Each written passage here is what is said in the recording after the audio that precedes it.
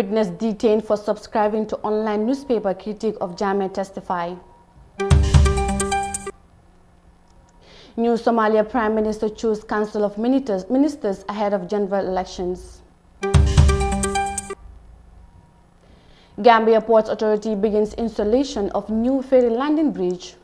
These and more coming on the world today.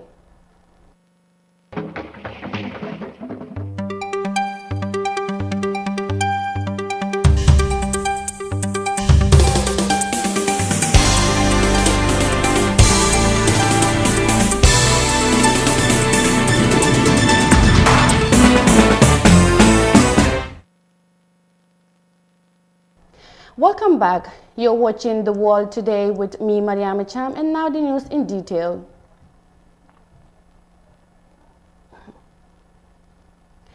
Following testimonies of several witnesses, including victims, perpetrators, and experts on the ex-president's alternative treatment program on HIV and AIDS, the Truth Commission has on Thursday started a new team on institutional hearings on the National Intelligence Agency, the NIA. The hearings are segmented on the victimization in which the NIA was involved. Let's take a listen.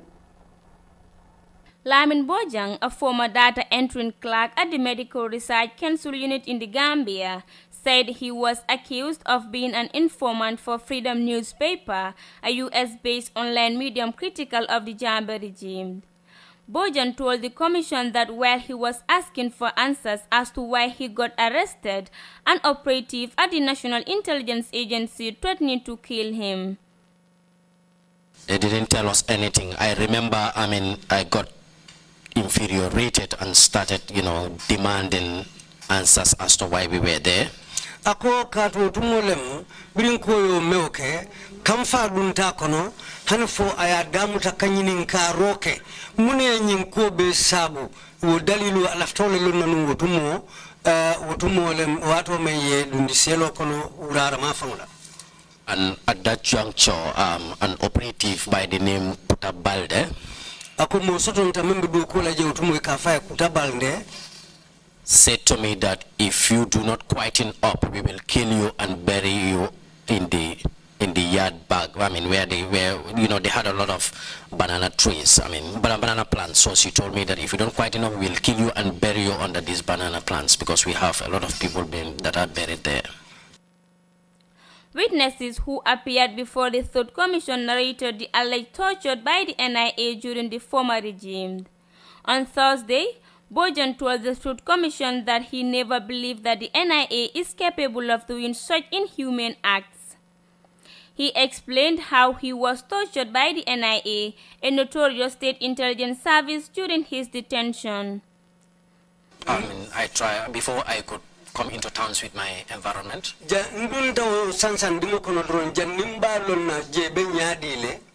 Out of sheer luck, I saw somebody just attempted to pounce on me. Then instinctively, again with further luck, I let myself fall on the ground in order to avoid the impact of the attempted kick. And that was the point that they started beating me up. I felt being beaten with sticks. Stamped upon.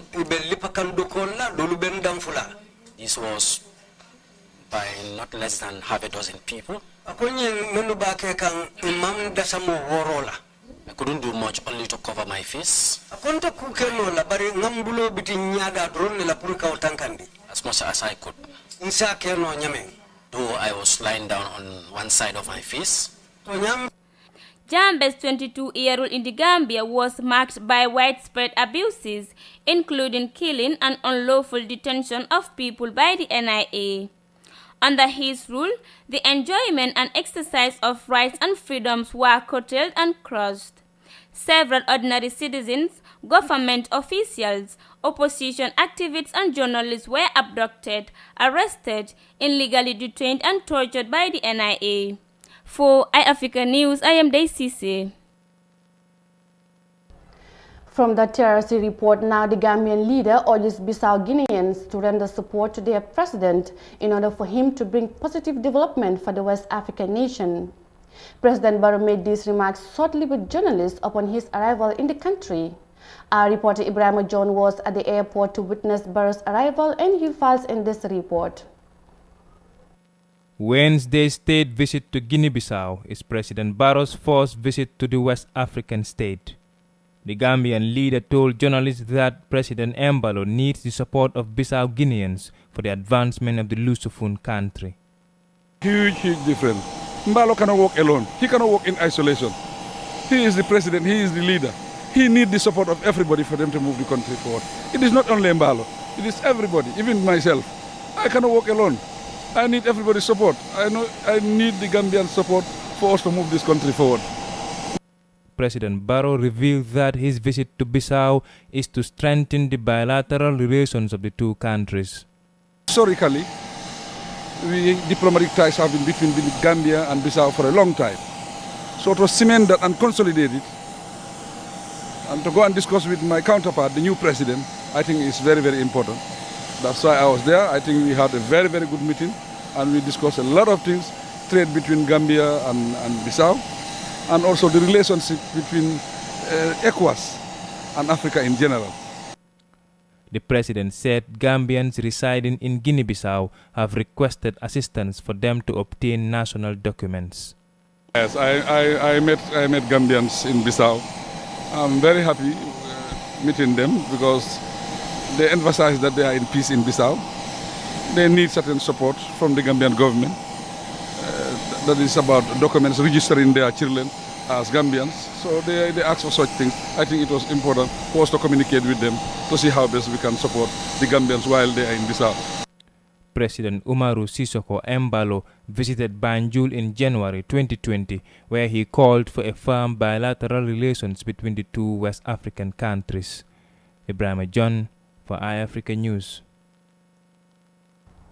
From that report by President Adama Barrow from Guinea-Bissau will take us to Somalia. Somalia's new Prime Minister has chosen his Council of Ministers shortly after coming into office as the country gears up for general elections. The newly appointed ministers include members of the previous governments who are aware of the task that lies ahead. The country's National Assembly is expected to approve the new cabinet that will work on organizing a credible and peaceful election in the country. Details in this report. Less than a month into his new role, Somali Prime Minister Mohamed Hussein Roble has appointed a new Council of Ministers as the country plans to go to the polls in the coming months. The new cabinet consists of 26 ministries and a deputy prime minister. The majority of the new ministers served in the previous administration under Hassan Ali Khaire, who was voted out of office in July after falling out with President Mohamed Abdullahi Farmajo. New names also featured in the list, with changes made to key ministries including security, justice and education. Mahdi Guled Khadar retained his role as deputy prime minister. The new cabinet has a huge task ahead. With a very limited time frame, the selection process seems to have favored allies close to the current office holders, like President and Prime Minister. Delivering credible elections remains the biggest task. Elections for new lawmakers and senators is set to commence in November, with presidential polls set for February 2021. The cabinet's test is whether or not credible elections will be delivered during this transitional period. Security must also be guaranteed during this campaign period. Basically, the new cabinet has a huge role to play, despite all the odds. The new cabinet awaits parliamentary approval. The Somali president has urged lawmakers to approve the new administration that he terms as competent and capable of undertaking critical tasks ahead. Across the country, campaigning is in top gear. Parliamentary aspirants are seeking grassroots support from local elders who will play a crucial role in the electoral process. Members of parliament and senators will eventually pick a new president next year. Farmajo is expected to compete against former presidents as well as his former Prime Minister Hassan Ali Khaire, who recently announced his ambitions for the country's top job. However, the Somali public will have no say in the process. In August, leaders failed to agree on how to conduct a popular vote, a move that will have given the Somali public a chance at electing their preferred leaders for the first time in more than 5 decades. From Somalia back to the Gambia Ports Authority on Wednesday began the installation of new ferry landers to replace the old landers which were constructed in 1977. As a result, people are being urged to use boats or the Senegambia Bridge via the South Bank as an alternative. The landers are to improve safe and reliable ferry service between Banjul and Barrow, but the use of wooden boats have raised new safety concerns. Ibrahim John reports. As Ferry ceased operation on Wednesday to allow for the installation of new landers to be executed by experts from damming shipyards, boats are now taking the lead in the transportation of passengers from Banjul to Barrow. However, to ensure the safety of passengers on the local boats, the Gambian Navy is playing a significant role in safeguarding the boat users. Lieutenant Commander Alaji Williams, responsible for the naval police, said they are set to efficiently respond to any emergency. For emergency, as at now, we've already deployed a small craft at Barrow. The crews are there on standby. At the landing site here too, we've already deployed, a small craft for any emergency. But when it comes to a huge volume, there is a boat which is already on standby. It is bedded at a GPA jetty. It is already there on standby. When the volume of the disaster is, at a high level, then we have to deploy them. But as at now, we've taken all measures in case of any unforeseen circumstances. Francis Gomez, the Director of Technical Service Ferries No. 2, stated that the construction, which will last for 1 month, is a necessary safety measure. Yes, and the project is tentatively stated for another 30 days. That means for 30 days there will be no ferry services provided at Banjul Barrow. We indulge on our customers and our clientele to bear with us because this is of a safety issue and it is necessary. It has to be done. Let them just be patient and bear with us. Seni Jane, who is from Badibu Saba, a frequent user of the GPA ferries, said sea travelers like him are faced with travel chaos that involve many challenges. Ferry for 1 month. The ferries now have stopped, which will last for 1 month. Going and coming is a challenge to the boats now because carrying women is an obstacle. Others will have their clothes wet, and the transportation fee is expensive. The boats charge $50, while those carrying people are charging $20 to $15. This is very expensive, particularly to the poor. Sometimes the boats are overcrowded. That is also a problem. In September 2020, a Senegalese truck had its chassis side slip while entering the ferry, resulting in many of the truck's goods falling into the sea. The latest incident that struck fear in the passengers was when the ferry failed to dock after several attempts. Ferry services will resume on the 28th of November, according to the management of the Gambia Ports Authority Ferry Services. Ibrahim John for iAfrica News. That story of constructing new ferry landers will take us to a short commercial break. We'll be right back. Stay tuned.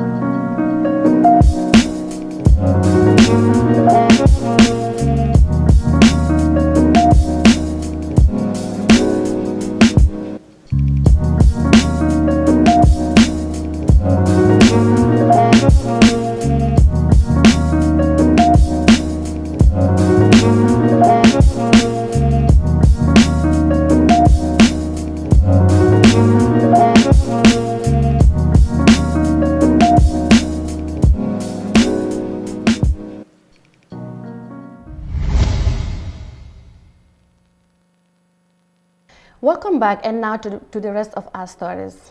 As part of efforts to curtail the further spread of the coronavirus pandemic, Tunisia authorities have begun disinfecting public places. The move is meant to limit public infections as the number of cases surge. Some public places have been shut down. The police are also out to enforce the emergency regulations as the government declares a night curfew to limit movement to curb the spread of the virus. More details in this report. The disinfection campaign started at night when the streets and public buildings were empty. The governor of Tunis noted that experts are in charge of sterilizing and purifying all streets and public facilities.